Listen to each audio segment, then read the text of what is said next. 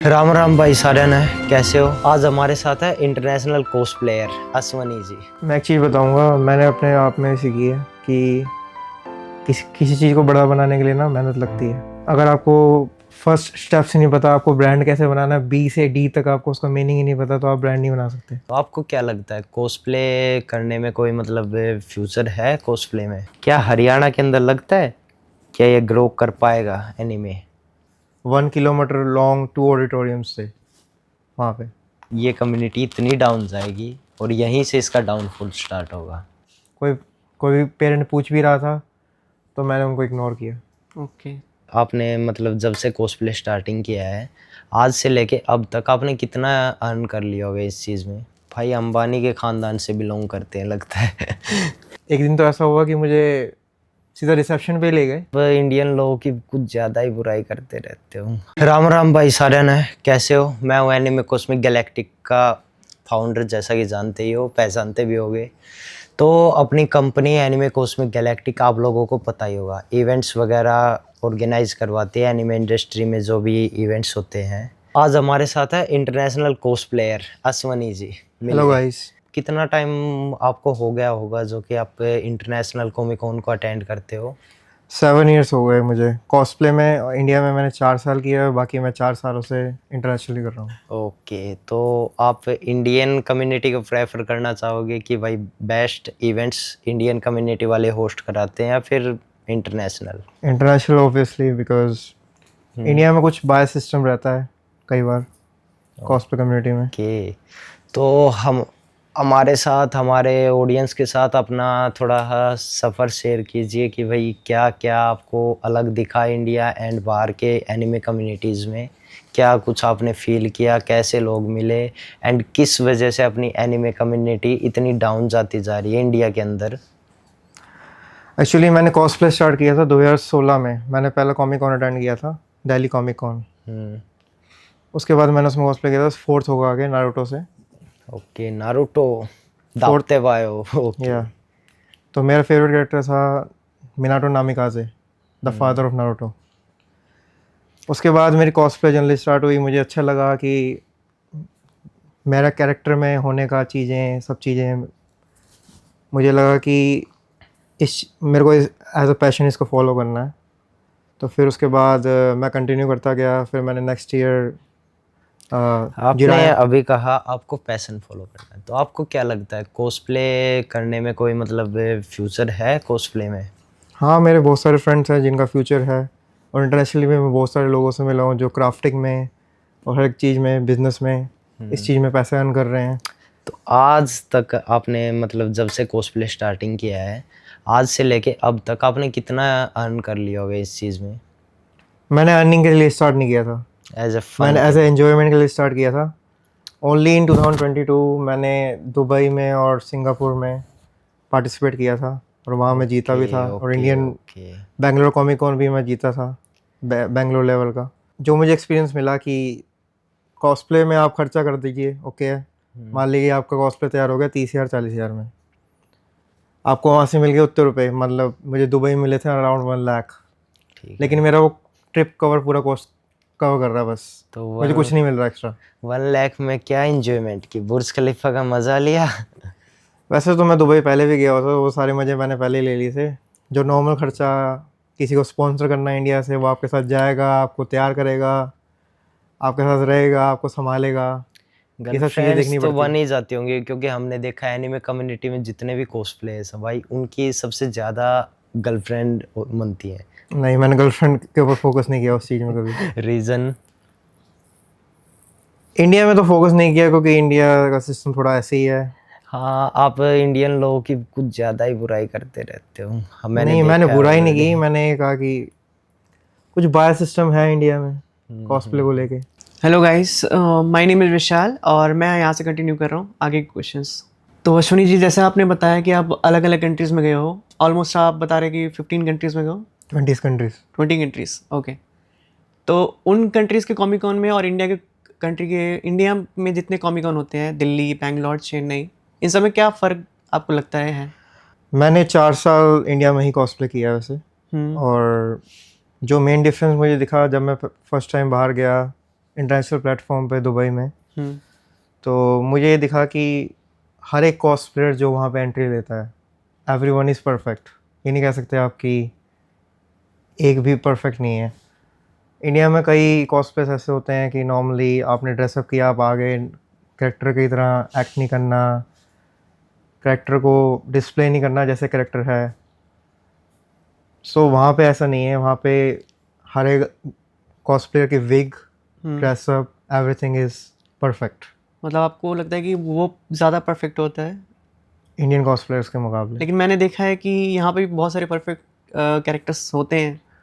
India में perfect characters होते हैं, बट वो लोग होते हैं जो सिर्फ कंपटीशन में पार्ट ले रहे हैं। 60% इंडिया की जो ऑडियंस है जो कॉस्प्ले करती है वो परफेक्ट है, 40% लोग आ जाते हैं कॉस्प्ले के लिए। अच्छा, बाहर के ऑडियंस में और यहाँ के ऑडियंस में फिर फ़र्क क्या है? बाहर के ऑडियंस में कॉस्प्ले में कोई फ़र्क नहीं है। लोग, आप कॉस्प्ले करने जाओ, लोग आपके साथ पिक्स खिंचवाएंगे, आपसे कैरेक्टर के बारे में पूछेंगे, आपके फॉलोअर्स बढ़ेंगे, नॉर्मल है, अच्छा, उसमें कोई डिफरेंस ज़्यादा नहीं है।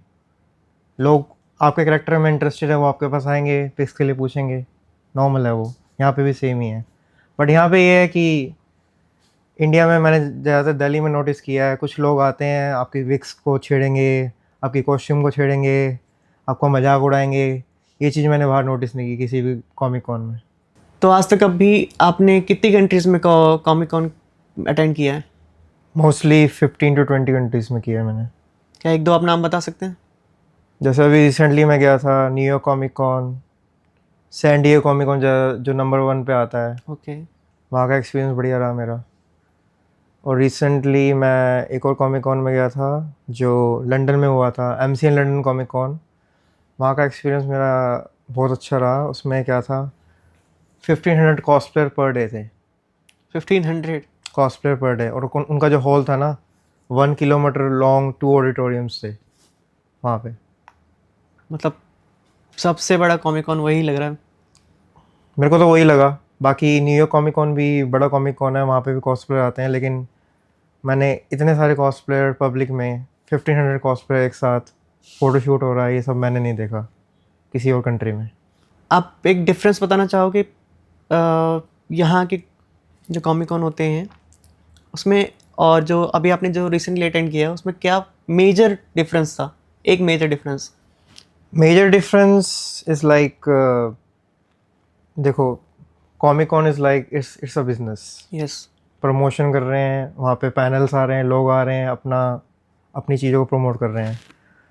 But the major difference is like वहाँ पे मेन हॉलीवुड एक्टर्स के पैनल होते हैं, उनको बुलाया जाता है। इंडिया में भी अब ये चालू हुआ है 1-2 साल से। इंडिया में जो कम्युनिटी है वो जापानीज़ फोकस कम्युनिटी है, हाँ। तो इसलिए mostly Japanese writers, Japanese artist, इनको बुलाया जा रहा है। बट वहाँ पे मोस्टली हॉलीवुड का है। जैसे मैं कल्चर शॉक बताता हूँ आपको। मैं जापान गया था, टोक्यो कॉमिक कॉन। ओके। वहाँ पे मेरा एक्सपेक्टेशन था कि सारे जो कॉस्प्लेयर हैं वो जापानीज़ कॉस्प्लेयर होंगे, because you are in Japan. But मैंने नोटिस किया कि जो जापानीज़ कॉस्प्लेयर हैं वो एनीमे कॉस्प्ले नहीं कर रहे, वो they are more into DC and Marvels. And जो फॉरेन कॉस्प्लेयर्स हैं वो एनीमे कॉस्प्ले कर रहे हैं। तो मतलब एनीमे का जो मेन बोन है वो जापान से हुआ है। But it was a culture shock for me actually. क्योंकि आपने सोचा था कि वहाँ पे तो जापानीज कैरेक्टर होंगे। सारे मतलब जापानीज़ लोग जापानीज़ एनीमे के कॉस्प्ले कर रहे होंगे, बट मुझे दिखा नहीं, बहुत कम लोग दिखे, 20% कह सकते हो। अच्छा, तो आप एनीमे देखते हैं अभी? मैं देखता था बट इतना नहीं देख रहा आजकल। कुछ फेमस एनीमे देखता हूँ। जैसे लास्ट मैंने देखा था jujutsu Kaisen, it was a good anime. Okay, अभी तो नेक्स्ट पार्ट आया है। अभी तो नेक्स्ट पार्ट आया है, वो भी अच्छा था। अटैक ऑन टाइटन्स ख़त्म किया था 1 साल पहले। अच्छा, तो आप एनिमेशन के बारे में क्या सोचते हो कि इंडिया का एनिमेशन बेटर क्यों नहीं हो रहा? हमेशा कोई ना कोई आता है क्रिएटर, बनाता है, एक्सपेक्टेशन कंप्लीट, वो एक्सपेक्टेशन मतलब पूरी नहीं कर पा रहा कोई। अभी वरदान नाम की कोई सीरीज़ आने वाली थी, लेकिन अभी तक अटकी हुई है। 2 साल से बोल रहे आएगी आएगी। इतना डीप में मुझे नॉलेज नहीं है इसके बारे में कि एक्सपेक्टेशन है इंडियन ऑडियंस क्या एक्सपेक्ट कर रही है। मेरे हिसाब से हम क्या एक्सपेक्ट करते हैं एनीमे, हम क्यों देखते हैं anime, because we get something thrill. About quality something should be thrilling, like Thrilling. हमारा ब्लड बॉयल हो। जैसे हम अब ड्रैगन बॉल जी के बहुत सारे फैंस हैं 90s के। क्यों है वो फैंस? जब Goku first time super Saiyan में कन्वर्ट हुआ था, जो ब्लड बॉइलिंग इफेक्ट, जो गूस बम्प्स, वो आज भी मिलते अभी हैं। भी आते हैं मेरे को भी। आज भी आते हैं, जब भी आप वो एपिसोड देखते हो वो आते हैं आपको। तो इस तरह का गूस बम्प, इस तरह का ब्लड बॉइलिंग थिंग, इस तरह का थ्रिलिंग इंडियन ऑडियंस एक्सपेक्ट कर रही है। वैसे राइटर्स भी नहीं है शायद हमारे पास ऐसे जो कार्ट एनिमेशन में ऐसे स्क्रिप्ट लिखे हैं, शायद वो भी कमी हो उसका सकती मुझे नॉलेज नहीं है, हमारे राइटर्स है या नहीं, बट इस तरह की चीज़ें मैंने नहीं देखी है है। इंडिया में अभी भी होते। इंडियन बच्चे छोटा भीम देख रहे हैं तो कहाँ छोटा भीम, डोरेमोन, डोरेमोन तो जापानीज़ है, उसके अलावा ये क्रिश वगैरह ये सब देख रहे हैं तो उसकी क्वालिटी और स्क्रिप्ट अभी तक बच्चों जैसी ही है। लेकिन एनीमे देख लो, बच्चों के लिए भी कितनी मस्त थ्रिलिंग स्टोरी लाइन होती है। तो मुझे लगता है कि राइटर्स की भी गलती है और बच्चे जो चाहते हैं अभी उस पर भी डिपेंड करता है। तो आपका बचपन का सबसे फेवरेट एनीमे कौन सा है? बचपन का सबसे फेवरेट एनिमे जैसे हर किसी ने देखा है, हम तो पोकेमोन और डिजिमॉन पे अटके हुए थे। बट फिर ड्रैगन बॉल जी आया कार्टून नेटवर्क पे, उस पर थोड़ा इंटरेस्ट आया। बचपन में तो ये पता ही नहीं था कि एनिमे क्या चीज़ है, जापान से आया है क्या है। हाँ, हमें तो बस ऐसे ही लगता था कि ये नॉर्मल कार्टून आ रहा है कार्टून नेटवर्क पे। बट जब बड़े हुए, चीज़ों को थोड़ा समझा, तब पता चला कि एनीमे कोई चीज़ है। तो 2012 में मेरे फ्रेंड ने फर्स्ट एनीमे जो मुझे रेकमेंड किया था, वैसे तो मैंने ये एनीमे देखे हुए हैं ड्रैगन बॉल जी, पोकेमोन और डिजिमॉन, तो उन्होंने रेकमेंड किया था डेथ नोट। ओके। तो जब मैंने वो 40 एपिसोड देखे थे, मैंने वो 3 दिन में ख़त्म कर दिए थे। इतना ग्रेस। इतना क्रेज़ आ गया था मुझे फर्स्ट 2 एपिसोड के बाद। जो एनीमे की जो इंडियंस में आ गए, मतलब जो ओटाको के आ गए, वो आ गई थी। फिर एनीमे में एनीमे चल रहे थे। फिर मैंने ड्रैगन बॉल जी फिर से देखा, पुराना नया, फिर न्यू सीरीज़ भी आती गई, सब देखे। फिर नारुतो को कंप्लीट किया मैंने। उसके बाद फिर मैंने और भी एनीमेस को कंप्लीट किया। अच्छा, वैसे मैंने सुना है कि ड्रैगन बॉल जी उस टाइम रात के 11 बजे तक आता था, क्या आपको परमिशन थी उस टाइम देखने की, जब छोटे मुझे थे? पूरी परमिशन थी, मैं क्लास में फर्स्ट आता था। अच्छा, मतलब बचपन से बहुत स्मार्ट हो। कोशिश की है पूरी। तो आपको लगता है कि ये जब बचपन में जितने आपने एनीमे देखे हैं वो अभी तक आपके डेवलपमेंट में कोई रोल निभाया उन्होंने? हाँ, ड्रैगन बॉल जी ने निभाया कि कभी हार मत मानो, बहुत सारी जो प्रॉब्लम्स है लाइफ में उनसे लड़ते रहो। और नारुतो में भी सेम ही है, नारुतो की लाइफ अलोन रही है। जैसे उसकी मेरे पूरी खुद के life। पेरेंट्स नहीं हैं, अब उनकी डेथ लास्ट 23 में उनकी डेथ हो चुकी है। तो मेरी भी लाइफ वैसी नारुतो की तरह ही है, struggles, full of struggles and growing, अकेले रहना। अकेले रहना। इन सब के बीच में आपने बाहर घूमने का सपना कब देखा? जो मैंने पहले ट्रैवलिंग शुरू की थी 2017 में शुरू की थी। हम्म। फर्स्ट ट्रैवल था दुबई। उसके बाद कॉमिक कॉन का जो मेन ट्रैवल था वो 2022 से शुरू हुआ था। उससे पहले मैं नॉर्मल कंट्रीज ही घूम रहा था। अच्छा, तो ये सब आप कैसे मैनेज कर रहे थे फिर, कॉस्प्ले भी और आप अपना काम भी 2022 से? मैनेज तो देखो, अगर फैशन को फॉलो करना होता है तो सब चीज़ें मैनेज करनी पड़ती हैं, वो आपके ऊपर होता है कैसे करना है, क्या क्या क्या करना है। तो 2022 में एक मैं आपको फ़नी बात बताता हूँ। मैं जब अपने यूएस के वीज़ा के इंटरव्यू के लिए गया था ना, तो जो लेडी थी जो मेरा इंटरव्यू ले रही थी, उसको कॉस्प्ले का मतलब ही नहीं पता था। अच्छा। क्योंकि मेरा मेन पर्पस था कॉमिक कॉन के लिए जाना। LA कॉमिक कॉन के लिए जा रहा था मैं फर्स्ट टाइम। तो उसका पहला क्वेश्चन था, why do you want to go to US. मैंने कहा मैंने LA कॉमिक कॉन अटेंड करने जाना है और मैं कॉस्प्लेयर हूँ। तो उसको मतलब ही नहीं पता था। उसने नेट पे सर्च किया था उसके बारे में। फिर वो कह रही हाँ ओके यू आर आर्टिस्ट। फिर उसने 2-3 मिनट में मेरा वीज़ा अप्रूव कर दिया था उसके चक्कर में। फिर उसने मेरे को थैंक्स बोला उल्टा। ओके, क्योंकि आपने उसकी हेल्प की जानने में, क्या है ये? काइंड ऑफ, क्योंकि उसे कॉस्प्ले वर्ड का मतलब ही नहीं पता था क्या होता है कॉस्प्ले। अच्छा। तो आपने जैसे कि बताया आप इतने ज़्यादा देशों में घूमे हुए हैं, ठीक है, तो आपको क्या लगता है कि कभी इंडिया के अंदर भी कोई ऐसी कम्युनिटी ग्रो होगी जो कि एक ब्रांड बन पाएगा आगे चल के? आपका क्या रिव्यू होगा इस चीज़ पे? देखो, मैं एक चीज़ बताऊंगा, मैंने अपने आप में सीखी है कि किसी चीज़ को बड़ा बनाने के लिए ना मेहनत लगती है। हाँ, ये तो बात सही है। अगर आपको फर्स्ट स्टेप से नहीं पता आपको ब्रांड कैसे बनाना, बी से डी तक आपको उसका मीनिंग ही नहीं पता, तो आप ब्रांड नहीं बना सकते। ओके, इंडिया के अंदर ऐसे कारतूस भरे पड़े हैं, उनकी तो कोई इशू नहीं है, बट लेकिन कुछ ऐसा है, देखो बाहर बहुत ज़्यादा एक्टिविटीज़ होती है, आपको तो पता ही होगा, और इंडिया में क्या होता है, एक ही चीज़ repeat, cosplay, otaku beats and कुछ घिसे पिटे एक्टिविटीज़, इसके अलावा, ठीक है।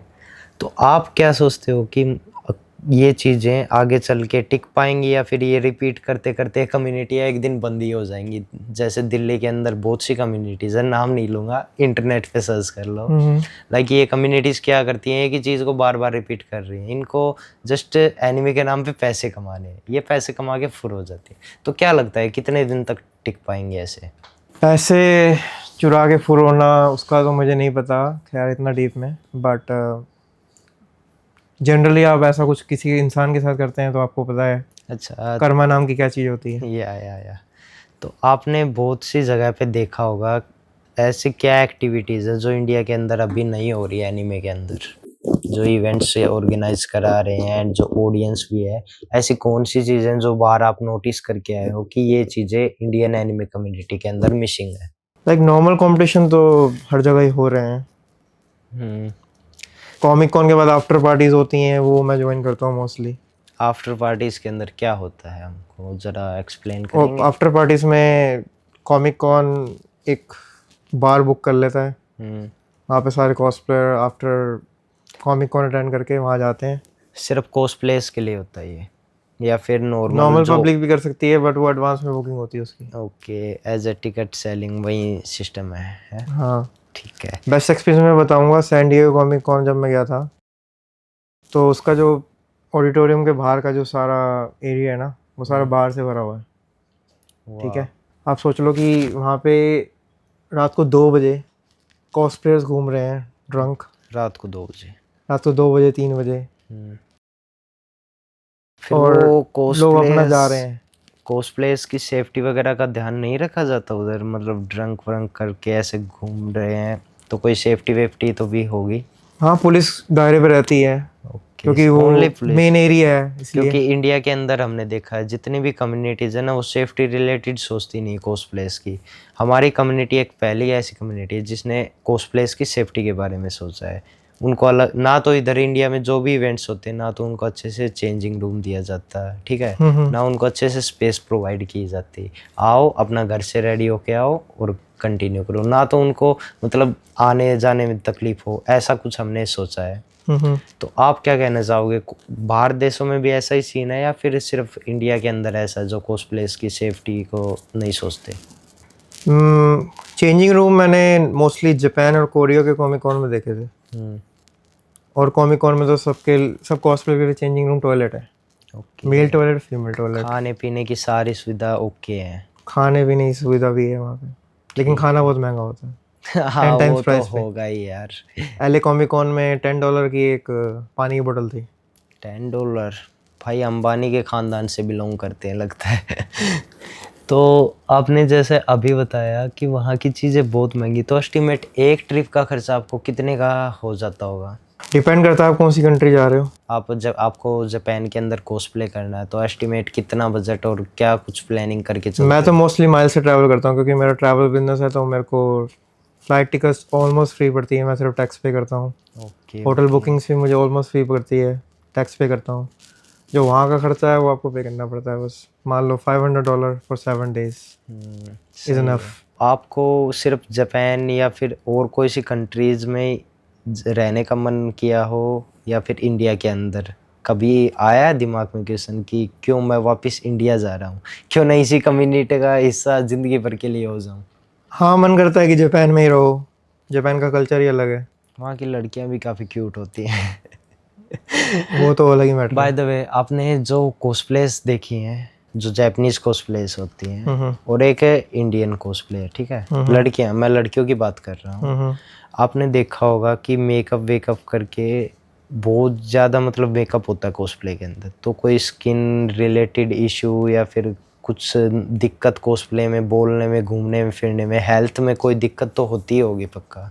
ऑब्वियसली होती है। जैसे मैं खुद मेकअप करता हूँ अपना, जैसे मैं ड्रैगन बॉल जी का कॉस्प्ले करता हूँ, या मैंने मेरा आपने लेटेस्ट कॉस्प्ले देखे होंगे, पेनीवाइज या आपको तो कुछ ज़्यादा ही Terrifier. पसंद है ये, हर टाइम Terrifier. यही।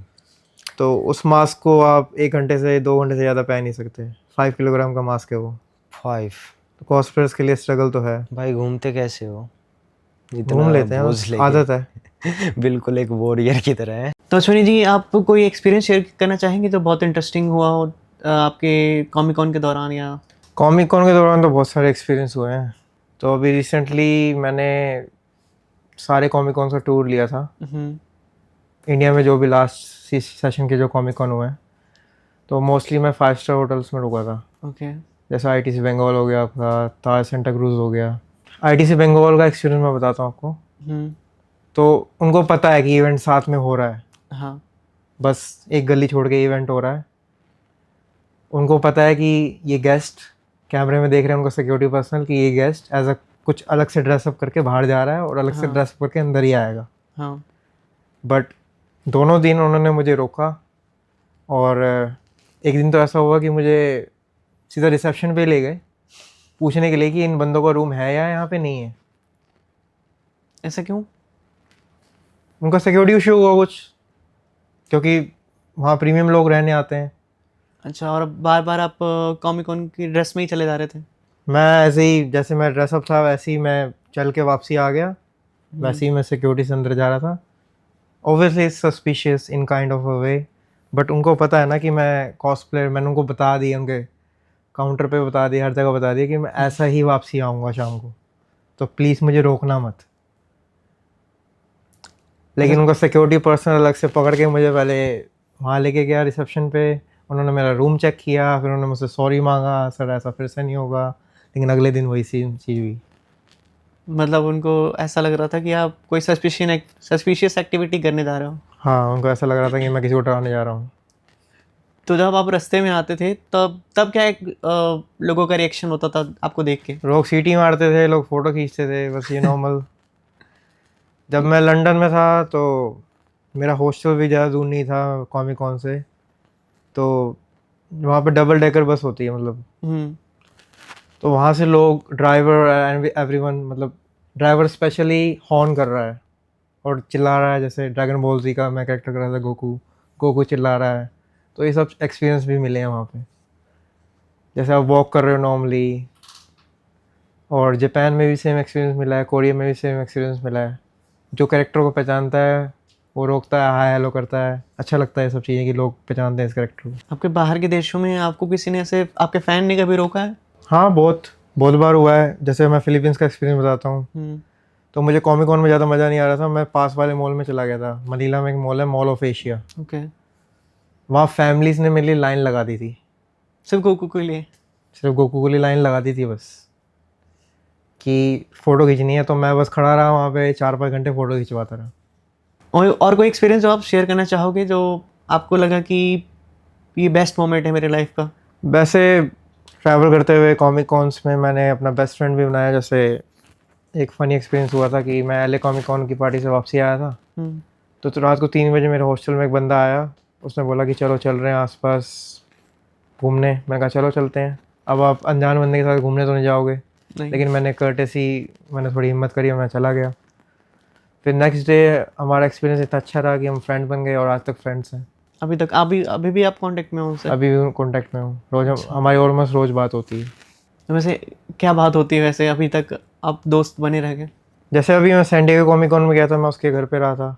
फिर उन्होंने ड्राइव करके लाले से सैन डिएगो लेके गया था मुझे, और हमने वहाँ बार्स में हर जगह अपना अलग एक्सपीरियंस, वही फ्रेंडशिप वाला एक्सपीरियंस। कभी ऐसी कमी नहीं होने दी कि ऐसा फील होने दे कि मैं पराया हूँ या वो अलग है। एज अ ब्रदर रिलेशनशिप था जब भी साथ में रहे। मतलब बेस्ट फ्रेंड बन गए आप? बेस्ट फ्रेंड बन गए। आजकल जो बातें होती हैं वही लाइफ की प्रॉब्लम्स, क्या चल रहा है वहाँ, क्या चल रहा है यहाँ, क्या चल रहा है, ये सब बातें होती हैं नॉर्मल। तो दिल्ली में आपको पता है कि कोनिचिवा जापान नाम का इवेंट होता है? आप जापान भी गए हो, तो आपको क्या लगता है कि वो उन्होंने एग्जैक्ट रिप्रेजेंट किया है यहाँ पे? एक्चुअली जापान और इंडिया का कल्चर थोड़ा डिफरेंस है, और जो इंडिया में रिप्रेजेंट किया गया वो इंडिया के हिसाब से किया गया था। अच्छा। जो इंडियंस लाइक करेंगे। वो पूरा कल्चर नहीं दिखा सकते वहाँ का, एक पूरा example- रिप्रेजेंट नहीं कर सकते। कुछ चीज़ें थी जो मेरे को भी, मैं भी गया था, मुझे भी पता चला कि एक फेस्टिवल होता है वहाँ पे किसी सिटी में, मुझे याद नहीं सिटी का नेम, वहाँ पे स्पेशल परेड होती है एक म्यूज़िक को लेके, एंड वो कुछ चीज़ें गाते हैं, मुझे एग्जैक्टली वर्ड्स याद नहीं है। वहाँ से एक बंदा आया था, उसने वो सब चीज़ें सरप्राइजिंग बताई थी। जिसमें वो गाना गाते हैं रसेरा हाँ, रसेरा। रासेरा, हाँ वही वाला। अच्छा, वो एक अच्छा एक्सपीरियंस था, वो मुझे पता नहीं था। मैं फ्यूचर में उस सिटी में जाना चाहूँगा और उस इवेंट को अटेंड करना चाहूँगा। कौन से महीने में होता है वो फेस्टिवल? ये मुझे याद नहीं है। अच्छा, मैं याद आए तो बताइएगा हमें भी। ऐसी कौन सी कंट्री है जो आप बार बार विजिट करना चाहोगे? For comic con for comic con या फॉर ट्रैवल ओनली? मुझे तो, मेरा सपना है कि मैं पूरे वर्ल्ड के कॉमिक कॉन्स को कवर करूँ, तो मोस्टली मैं यूएस और कनाडा के कॉमिक कॉन को कवर कर रहा हूँ, क्योंकि यूएस ऑब्वियसली बड़ा है, कनाडा भी बड़ा है, तो वहाँ पे अलग अलग इवेंट होते हैं, अलग अलग कॉमिक कॉन होते हैं अलग अलग सिटीज़ में। मतलब वहाँ पे बार बार जाना चाहो, वो कोई ऐसी एक कंट्री बताइए, और क्यों आप जाना चाहते हो बार बार वहीं पे? जस्ट फॉर ट्रैवल पर्पस तो मैं हर एक कंट्री घूम रहा हूँ। अगर आप कहेंगे बार बार कॉमिक कॉन के लिए जाना चाहूँ तो फिर तो यूएस है, क्योंकि वहाँ पे फ्रीडम ऑफ स्पीच है, मतलब अपना, आप अपने हिसाब से ड्रेसअप कर सकते हो, कोई आपको जज नहीं करता। सड़क पे आप वॉक कर रहे हो, कोई जज नहीं करता आपको। इंडिया में आप ऐसे वॉक करोगे, कभी तो कुत्ते पीछे पड़ जाएंगे आपके, कभी लोग वहाँ के लोकल आपको ऐसी नज़रों से देखेंगे, पता नहीं कौन आ गया एलियन। लेकिन वहाँ पे ऐसी जजमेंट नहीं है। आप यूके का एक कॉमिक कॉन के बारे में शेयर कर रहे थे, आपके साथ कुछ सीन हो गया था? हाँ, यूके का कॉमिक कॉन का क्या सीन हो गया था, मैं रिकॉर्डिंग कर रहा था जैसे नॉर्मली कॉमिक कॉन में, तो मैं किड्स सेक्शन में गया था, वहाँ पे रिकॉर्डिंग कर रहा था, और मैंने वहाँ के पेरेंट्स से सबसे परमिशन ले ली थी, क्या मैं यहाँ पे वीडियो बना सकता हूँ। मतलब कॉमिक कॉन में बच्चों के लिए अलग से सेक्शन था प्रॉपर? हाँ हाँ, अच्छा, वो पब्लिक में ही था, मतलब पब्लिक में था। स्लाइड्स, नॉर्मल स्लाइड्स और Okay. Normal puzzles. तो वहाँ मैं गया तो फिर एक न्यू पेरेंट आए, उन्होंने सोचा कि मैं कुछ सस्पिशियस हूँ, मैं वीडियो बना रहा हूँ, मैं इनको किडनैप करूँगा बाद में जाके, तो उन्होंने कंप्लेन कर दी। तो फिर सिक्योरिटी पर्सनल ने आके मुझे घेर लिया, मुझे एक्सकोर्ट किया गया पुलिस के पास। ओके। वहाँ जाके फिर मुझसे क्वेश्चनिंग की गई 1 आवर तक। फिर मेरे पास बाय चांस मेरे फ़ोटोज़ से 10,000 photos from all comic cons and everything, सब उन्होंने सब देखा? सारा रिकॉर्ड था, उन्होंने सारा फ़ोन चेक किया। तो फिर उन्होंने मुझे बताया कि यूके में अलाउड नहीं है बच्चों के साथ फ़ोटो खींचना without permission? Without parents consent. But मैंने पूछा, ये तो नॉर्मली उनके पेरेंट्स तो ले रहे हैं हमारे साथ, मैंने भी लिया है, ये देखो फ़ोटोज़ लिए हैं। वो कह रहे हैं लेकिन किसी पेरेंट को लगा होगा आपके बारे में शक, इसलिए उन्होंने आपके बारे में रिपोर्ट कर दिया होगा। नेक्स्ट टाइम से ध्यान रखना कि आप पेरेंट्स और बच्चों को अवॉइड करो। मैंने कहा अब मैं उनके पास ही नहीं जाऊँगा। अच्छा, नेक्स्ट डे मैं उनके पास ही नहीं गया। कोई भी पेरेंट पूछ भी रहा था तो मैंने उनको इग्नोर किया। ओके। ऐसा कभी आपके साथ इंडिया में हुआ है कि बच्चों के संग फोटो खिंचा रहे हो? नहीं, कभी मम्मी नहीं पापा हुआ, उनके? कभी नहीं हुआ। कभी वो नहीं। तो उल्टा कहते हैं आ जाओ, वीडियो बनाते हैं, फ़ोटो खिंचवाते हैं। मतलब कुछ चीज़ें आपको लगती हैं कि इंडिया में बेटर है? इस मामले में कह सकते हैं इंडियन ऑडियंस भी सपोर्टिव है, मतलब कॉस्प्ले को लेके। ज़्यादा नहीं, फ्रेंडली इंडियन है? फ्रेंडली है। जैसे मैं पेनीवाइज या टेरिफायर को कॉस्प्ले करता हूँ तो मोस्टली मैं कैरेक्टर में होता हूँ, तो लोग डरते हैं, को बुरा नहीं मानता, ये सब चीज़ें। अगर वो कॉमिक कॉन में आए तो कॉमिक कॉन का माइंडसेट लेके आए हैं। बिल्कुल। इसको इंडिया में जितने भी आपने कॉमिक कॉन किए हैं, मुंबई वाला हो गया, दिल्ली वाला हो गया, उसमें सबसे बेस्ट कौन सा लगता है कि यहाँ की ऑडियंस अच्छी है, यहाँ का मैनेजमेंट अच्छा है? सपोर्टिव ऑडियंस तो मुझे लगी बेंगलोर, कोलकाता में अच्छा था, मुंबई में अच्छा होता है बट थोड़ा इधर उधर रहता है, पर अच्छा रहता है। गुजरात का कैसा था? गुजरात का भी अच्छा था, वहाँ तो न्यू हुआ था ना 20 साल, तो कह सकते हैं कि अच्छा ही था, मतलब कोई ज़्यादा डिफरेंस नहीं था। ओके। अश्वनी जी, हमको ये बताएं, आप बहुत सी जगह गए हुए हो, ठीक है, दिल्ली, गुड़गांव और बाहर देशों में भी कर रखा है, तो आपने क्यों कभी ये नहीं सोचा कि हम भी इंडिया में कुछ ऐसा स्टार्ट करें, कम्युनिटीज़ इवेंट्स वगैरह? पहले हमारी कम्युनिटीज़ थी हम्म, मेरे टाइम पे, 2014 की बात बता रहा हूँ, 2016 की बात बता रहा हूँ। ओके हमने भी अच्छे इवेंट किए, वो ठीक है। चीज़ें इन्वॉल्व की, पब्लिक भी आई, आप अकेले थे इस चीज़ में, आपके फ्रेंड्स वगैरह भी साथ मेरे में थे? फ्रेंड्स। मैं इस कम्युनिटी का एज अ मेंबर पार्ट नहीं था, मैं एज अ ऑडियंस बता रहा हूँ। Okay okay. मैं वहाँ गया, मेरे को एंजॉयमेंट हुआ, दोस्त अच्छे बने, बट कुछ प्रॉब्लम्स हुई दोस्तों के बीच में, तो वो प्रॉब्लम्स हुई, फिर वो टूट गई कम्युनिटी, वो But- चल नहीं पाई लास्ट में, यही हुआ। चल नहीं पाई वो। मैं यही नोटिस कर रहा हूँ, जितनी भी कम्युनिटियाँ उठती हैं इंडिया के अंदर, वो एट द एंड एक ना एक टाइम के बाद वो ख़त्म हो जाती है, क्योंकि वो कुछ ज़्यादा नया चीज़ लाती नहीं है, वो एक ही चीज़ को रिपीट करती रहती है, इसी वजह से। तो आप का रिव्यू कुछ जो आप बताना चाहो कि कौन सी एक्टिविटीज़ हैं जो इंडिया के अंदर होनी चाहिए एनीमे रिलेटेड, क्या चीज़ें इंडिया में आनी चाहिए एक्टिविटीज़ तो जो हमारी कंपनी ला सके आपका? लोग नॉर्मली इन्वॉल्व करते हैं जापानीज गेम्स, हम्म, कॉस्प्ले तो पार्ट होता ही है कम्युनिटी का, Cosplay कॉस्प्ले तो- कंपटीशन भी पार्ट होता ही है। इवेंट्स का नाम ही बस कॉस्प्ले, इसके अलावा कुछ भी नहीं है, इवेंट्स में सिर्फ कॉस्प्ले है, तो इसलिए आपको मैं लगता है कि जो पब्लिक आ रही है वहाँ पर कॉस्प्ले के लिए आ रही है बस? हाँ बस, और किसी चीज़ के लिए नहीं आ रही। मैंने नहीं, खुद- मैं ऐसा नहीं मानता। क्यों? कुछ लोग स्पेसिफिक वो गेम्स भी खेलने आते हैं, कुछ लोग नए फ्रेंड्स बनाने आते हैं।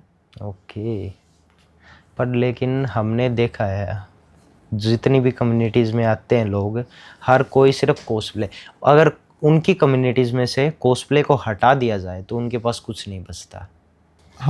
मेरे टाइम पे कुछ ऐसे ग्रुप्स थे जो स्पेसिफिक सीरीज़ की गेम्स के हिसाब से मीटिंग्स को बुलाते थे, और वहाँ पे लोग आते भी थे। सीरियसली? हाँ, खेलने आते थे, ओके। पर्टिकुलर उन गेम्स को खेलने आते थे। अब जैसे पोकेमोन को गेम चला था, तो एक कम्युनिटी ने, मुझे उसका नाम याद नहीं है, वो उन्होंने भी स्टार्टिंग किया था। उन्होंने एक पार्क में लोगों को बुलाया और सब पोकेमोन गो खेल रहे हैं बस वहाँ पे, सब बस एक ही काम कर रहे हैं, पोकेमोन को खेल। बस, और कुछ नहीं कर रहे वो, और साथ में लोग एंजॉय कर रहे हैं। और कोई जो एनीमे नहीं देखता हो उनको क्या लगता होगा ये क्या करने की कोशिश कर रहे हैं पार्क के अंदर? पोकेमोन गो उस वक्त फेमस हुआ था, तो कुछ लोगों को पता नहीं था, जैसे ओल्ड पीपल, कुछ जो पार्क में लोग नॉर्मली रात को घूमने आते हैं, शाम को घूमने आते हैं, उनको ये नहीं बात पता। मैं इसलिए पूछ रहा हूँ जस्ट बिकॉज मैं हरियाणा से हूँ ना, सर की दादरी से। तो वहाँ पे मैंने देखा है जो ये एनीमे वगैरह देखते हैं, इन चीज़ों को बड़ा ही मतलब एज अ बंदे को गे टाइप रिप्रेजेंट कर दिया जाता है, जो एनीमे देखता है या और कुछ मतलब बाहर के सॉन्ग्स वगैरह, इंग्लिश सॉन्ग्स, कोरियन, जापानीज, ये सब चीज़ें फॉलो करता है, उसको एज अ गे घोषित कर दिया जाता है, ठीक है। तो इस कम्युनिटी से मैं एक ही चीज़ पूछना चाहूँगा, क्या हरियाणा के अंदर लगता है क्या ये ग्रो कर पाएगा एनीमे? नहीं लगता। नहीं होगा। हाँ, कुछ हैं बंदे जो एनिमेज देखते हैं, बट लेकिन हरियाणा के अंदर भी पोटेंशियल है, तो आपका रिव्यू हमारे लिए ज़रूरी है। क्या हम एक्चुअली किसी चीज़ को चलने के लिए लाइक माइंडेड लोग चाहिए होते हैं, वो तो हम और भरे पड़े हैं। कल्चर बैलेंस भी चाहिए होता है। हरियाणा वाले इस कल्चर को शायद ही अपना पाए। अभी कल की बात है, मैं अपने 2 फ्रेंड्स को लेके आया था, ठीक है, गुड़गांव साइबर में। तो मैं उनको ले गया था यूमी रेस्टोरेंट। जब उन्होंने वहाँ पे एंट्री ली, खाना वाना खाया, क्योंकि आप पता है जापानीज़ खाना मिलता है, भाई वो लिटरली वोमिट कर रहे हैं बाहर जाके, कह रहे हैं इतना बकवास खाना मैंने ज़िंदगी में नहीं खाया। तो मुझे ऐसा क्यों लग रहा है कि बीसी हरियाणा के अंदर ये कम्युनिटी इतनी डाउन जाएगी और यहीं से इसका डाउनफॉल स्टार्ट होगा। मैं किसी सिटी को या किसी और को स्पेसिफाई नहीं करूँगा, ओके, बट जो सराउंडिंग्स जैसी हैं वैसी हैं। या ये तो है, ठीक है। एंड आप कुछ हमारी कंपनी के लिए बताना चाहेंगे? क्या हम कुछ इम्प्रूव करें, क्योंकि जैसे जो आपने बोला कि community अभी है- इंटरनेशनल गेस्ट बुलाएंगे, तो मैं कहूँगा आप उस पर फोकस कीजिए, क्योंकि इंटरनेशनल गेस्ट के लिए पब्लिक आएगी। इंटरनेशनल गेस्ट, हाँ बहुत ज़्यादा डिमांड है इस चीज़ की, बट लेकिन कोई फुलफ़िल कर नहीं पा रहा है ये चीज़ें। तो आपके तो कांटेक्ट में बहुत ज़्यादा मतलब कॉस्प्लेस होंगे जो बाहर के। मेरे कॉन्टैक्ट में कुछ कॉस्प्लेयर्स हैं, हाँ। ज़्यादा नहीं कह सकता मैं। तो आपने बातचीत करते टाइम ये नोटिस किया कि वो इंडिया आने के लिए बेताब हैं, या मतलब इंडिया आना चाहते हैं, इवेंट्स अटेंड करना चाहते हैं? कभी हाँ, लगा आपको? जैसे अभी एक जापानीज कॉस्प्लेयर है, वो मेरे कांटेक्ट में है, तो वो आती रहती है, नॉर्मली हर साल आती है वो। ओके, लड़की है? हाँ जी, वो लड़की है। किसका कॉस्प्ले करती है वो? मिसाकी का करती है शायद। मिसाका। ओके, मिसाका। मिसाका। तो उसके अंदर इंटरेस्ट कैसे, मतलब किस चीज़ को लेके इंटरेस्ट है कि इंडियन इवेंट्स में ऐसा? एक्चुअली उसका भी सेम ड्रीम है, वो वर्ल्ड के सारे कॉमिक कॉन्स को अटेंड करना चाहती है। अच्छा अच्छा, मतलब वो तो हो गया, फिर उसका अलग चीज़ हो गई। मैं वो कॉस्प्लेस पूछ रहा हूँ जो आपके पहचान में हो और वो इंडियन कम्युनिटीज़ में आना चाहते हो। कम्युनिटी में तो आना पॉसिबल नहीं है, हाँ। क्योंकि वो एट द एंड अपने देश वापसी जाएंगे। वो तो पता ही मेन है। मुद्दा है कि क्या वो इंडिया में आके कॉमिक कॉन को अटेंड करना चाहते हैं, तो उनका हाँ। इंटरेस्ट है, यस, वो अटेंड करना चाहते हैं। अच्छा, तो अगर हम इस चीज़ को एग्जीक्यूट करें दिल्ली के अंदर या गुड़गांव के अंदर, तो क्या लगता है काम कर पाएगी? डिपेंड करता है आपका इवेंट कितना बड़ा होगा। इवेंट तो हमारा नॉर्मली बड़ा ही रखते हैं हम लोग, क्योंकि हरियाणा में गुड़गांव में जो हम इवेंट्स करने की सोच रहे हैं, अगला इवेंट DLF साइबर हब में, तो आपको क्या लगता है ऑडियंस जो अपनी होगी इवेंट्स की, उसको उस जगह भी पसंद आएगी, या फिर मतलब जो बाहर के कॉस्प्लेस आएंगे उनको Gurgaon as a best choice है या दिल्ली बढ़िया चॉइस है? DLF साइबर हब में कॉमिक कॉन ने अपना इवेंट किया था, मतलब एज अ स्टार्टिंग, या अच्छा, लोगों को Comic-Con याद, का भी हो चुका है क्या DLF में?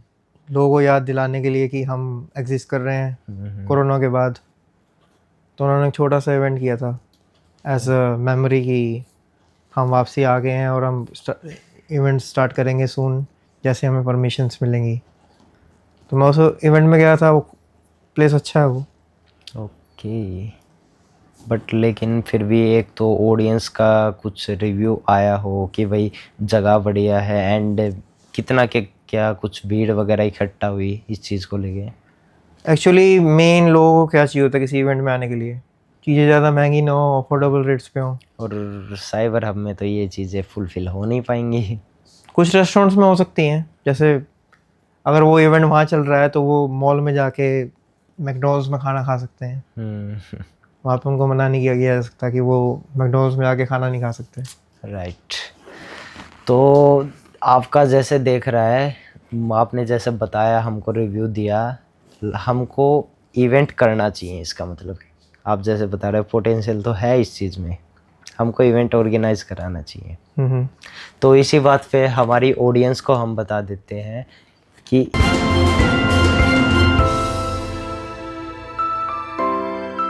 और वो भी इंटरनेशनल कॉस्प्लेस के साथ। That's a good news. तो अश्वनी जी, बात करके अच्छा लगा। तो विशाल, बताएं अपने बारे में, मतलब कैसा फील हुआ हमारे इवेंट में आके, क्या कुछ फीलिंग्स आई आपको? कम्युनिटी में कौन सा आपको अच्छी चीज़ लगी जो और कम्युनिटीज़ में नहीं लगी? फर्स्ट ऑफ ऑल, जब मैं आपके पहले इवेंट पे गया था तो मुझे ऐसा लगा कि एकदम नॉर्मल होगा जैसे बाकी कम्युनिटी होती है, लेकिन वो तो सबको ही लगता है सबको यार। ही लगता है कि क्या क्या एक्सपीरियंस रहेगा, देखते हैं। लेकिन जब मैं अंदर गया, मैंने जो शो देखा, वहाँ पे जो कॉस्प्लेयर्स थे, वहाँ पे जो टीम मेंबर्स थे, वो इतने फ्रेंडली थे। कॉस्प्लेस तो हमने पूरी दिल्ली में से छाट छाट के निकाले हैं। उन कॉस्प्लेस का हमने मतलब पूरा बायोडाटा देखा, फिर जाके हमने उनको इनवाइट किया था।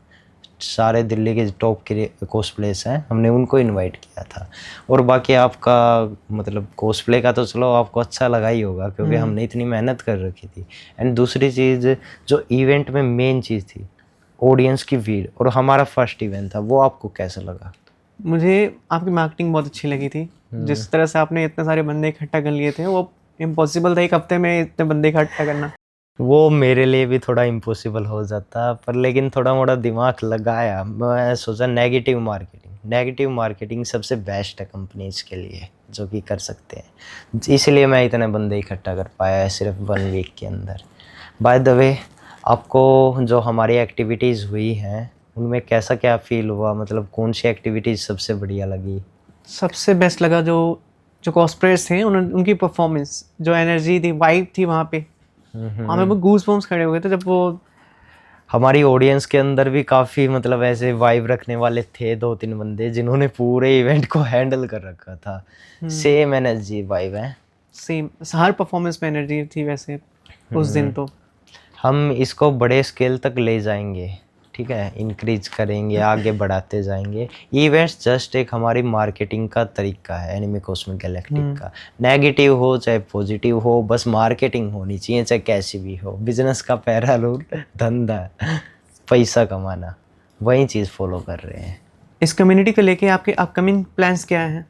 देखो, इस कम्युनिटी को मैं एज अ इवेंट के तौर पे देख रहा हूँ। अभी तो जस्ट इवेंट करके मार्केटिंग कर रहा हूँ। आगे चल के खुद का एनिमेशन बनाएंगे, बट लेकिन वरदान की तरह नहीं, क्योंकि बीच में वरदान कम से कम भी 2 साल हो गए सुनते सुनते वरदान आने वाला है, बट अभी तक उसकी कोई रिपोर्ट नहीं। इससे तो अच्छा हम आरजे बकेट की जॉइन लेके देख लें यूट्यूब चैनल पे, या नोटोटाइप देख लें, या लेकिन वो अभी तक नहीं आया। तो हम कुछ ऐसा ही देखेंगे कि इंडिया का फर्स्ट एनिमे जो कि बूम मार्स के कुछ ना कुछ बजट इसी के लिए देख रहे हैं। इंडियन एनिमे कम्युनिटी, ठीक है, आपको पता ही होगा सबसे घटिया कम्युनिटी आती है यहाँ देखा जाए तो, क्योंकि ना तो यहाँ पे ऑडियंस अच्छी है, ना यहाँ पे कॉस्प्लेयर्स अच्छे। मैंने खुद नोटिस किया है इस कम्युनिटी में आके। यहाँ की कम्युनिटी बस एज अ टाइम पास ले रही है इस चीज़ों को। उनको जस्ट एज ए हवाबाजी, हाँ हम कूल दिख रहे हैं, इन्होंने छपरीपना बना रखा है। अब हमने एक वीडियो ऑलरेडी पोस्ट कर रखी है यूट्यूब चैनल पे, देखा होगा तो, छपरी इंडियन एनिमे कम्युनिटी। भाई इतने, मैं नॉर्मल देखता हूँ कॉस्प्लेस को, ठीक है 10-15% कुछ अच्छे कॉस्प्लेस हैं, मैं बुराई नहीं कर रहा, बट लेकिन सारे 85% कॉस्प्लेस छपरी हैं। तो पहले तो हम इन चीज़ों को ठीक करने की कोशिश करेंगे। मतलब आप कहना चाहते हैं कि कोई भी कम्युनिटी सीरियस नहीं है इस कॉस्प्ले के बारे में, बिल्कुल कल्चर को फैलाने के बारे में? बिल्कुल। बस वो चाहते हैं पैसे कमाना। यहाँ पे सिर्फ टाइम पास हो रहा है, आ रहे हैं पैसे कमा के जा रहे हैं, ऑडियंस आ रही है मज़े लेके भग जा रही है, उनको घंटा कुछ मतलब नहीं है, ठीक है। इस चीज़ को थोड़ा सीरियस लिया जाए तो ये बहुत ग्रो कर सकती है आगे फ्यूचर में। तो आप ऐसा क्या करने वाले जिससे आप इस कल्चर को और आगे बढ़ाएं? वो आप लोग देखते जाइए। पहले तो इन जो ये छपरी कॉस्प्लेस हैं, पहले तो इनको ख़त्म करना होगा ही कम्युनिटी में से, ठीक है। एंड दूसरी चीज़, जो बाहर की चीज़ें हैं, मतलब जो इंटरनेशनल चीज़ें एक्टिविटीज़ कॉमिकॉन्स में होती हैं, वो हम इंडिया में लाएंगे अपने इसकी तरह एनिमे कॉस्मिक गैलेक्टिक में इवेंट्स में, ठीक है। जो भी एक्टिविटीज़ होती हैं वहाँ पे A to Z एक्टिविटीज़ कराई जाएंगी और कोई भी रिपीट नहीं होगा एक एक्टिविटी का। यहाँ पे क्या है, ये जो क्लब्स हैं दिल्ली के, बार बार मारते रहते हैं एक ही चीज़ को, बुला लिया उस गेस्ट को, बार बार उसी को बुलाते रहेंगे। तो हर बार हम कुछ ना कुछ नया ट्राई करेंगे। इंटरनेशनल गेस्ट को भी बुलाने की कोशिश करेंगे जो कॉस्प्लेयर्स होते हैं, क्योंकि इंडिया में अभी कॉस्प्लेयर्स आए नहीं हैं। अभी तक किसी भी कम्युनिटी ने ना ही बुलाए हैं, ना वो लोग खुद आए हैं। तो हम भी ऐसा करें, हम लोग बाहर जा रहे हैं देखने, ठीक है, इवेंट्स को, क्यों ना हम खुद ऐसे इवेंट्स ऑर्गेनाइज करें कि बाहर से लोग अपने को देखने आए इंडिया के अंदर। हाँ, जैसे कि अभी इंडिया से लोग जा रहे हैं कॉमिक कॉस्प्ले करने बाहर की कंट्रीज में, तो आप चाहते हो कि इंडिया में लोग आए बिल्कुल कॉस्प्ले के लिए? यही चाहते हैं। तो उसके लिए आपका क्राइटेरिया क्या है कि कॉस्प्लेयर्स को, कौन से कॉस्प्लेयर्स को आप रखेंगे, किसको नहीं रखेंगे? देखो, पहली बात तो हम ऐसे कॉस्प्लेयर्स को रखेंगे जो कि मतलब जिनका एक फेस वैल्यू, ब्रांड वैल्यू हो, ठीक है। उन कॉस्प्लेयर्स को बुलाएंगे ताकि अपनी भी कम्युनिटी बाहर तक पहुंच पाए। क्योंकि यहाँ पे क्या करते हैं, एक छोटी सी रील्स वगैरह बनाई पोस्ट की, उस पर 50 to 20 के व्यूज़ आते हैं। लोग यहीं तक सीमित है, मैंने खुद देखा है। इससे ज़्यादा वो चाहते भी नहीं हमारे व्यूज़ आए, ठीक है। हमारी reels Delhi, Gurgaon, Noida, NCR regions में चली गई, ठीक है। इससे आगे ज़्यादा कुछ नहीं, सारे कॉस्प्ले से ही चाहते। हमने बहुत से देख रखे कॉस्प्लेस जो बाहर के, हमने बात भी कर रखी है, वो आने को रेडी हैं। अगले इवेंट में हम कुछ कॉस्प्लेस को नीचे मेंशन कर देंगे, वो उनको बुलाने की तैयारी है नेक्स्ट इवेंट में। हमारा एक इवेंट इसी साल हमने अनाउंस किया था, वो आने वाला था, बट किसी रीज़न के चलते हमें वो कैंसिल करना पड़ा। आपके कोई अपकमिंग इवेंट्स है जो आप बताना चाहोगे? नहीं, फ़िलहाल तो अभी कोई इवेंट नहीं है, बट लेकिन जल्दी एक सरप्राइज़ आ रहा है तुम लोगों के लिए और मेरी ऑडियंस के लिए भी। आज हमारे साथ थे मिस्टर अश्विनी कपूर, जो कि एक इंटरनेशनल कॉस्प्लेयर है, तो उनके साथ वीडियो करके बहुत अच्छा लगा। तो आपके कमेंट्स में राय जानना चाहूँगा कि आपको पॉडकास्ट कैसा लगा। और मिस्टर बीस्ट की कुकीज़ के लिए प्लीज़ सब्सक्राइब कर देना।